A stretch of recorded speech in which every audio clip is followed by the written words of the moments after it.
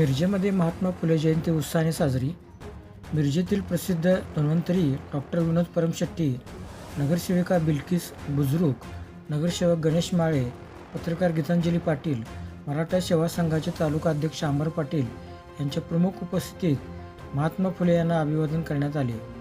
अभिवादनानंतर युवा व्याख्याते कुमार शिवतेज अमर पाटील यांनी महात्मा फुले यांच्या कार्याची थोडक्यात माहितीपर व्याख्यान दिले.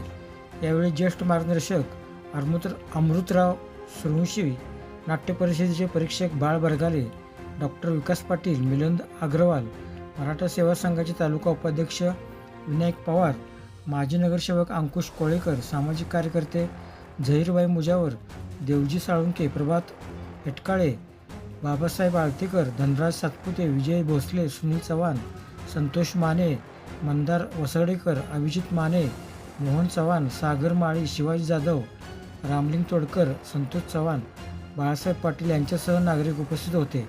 हा कार्यक्रम मराठा सेवा संघ मिरज तालुका, सत्यशोधक विचार मंच आणि न्यू इंग्लिश स्कूल माजी विद्यार्थी संघटना यांच्या वतीने आयोजित करण्यात आला होता.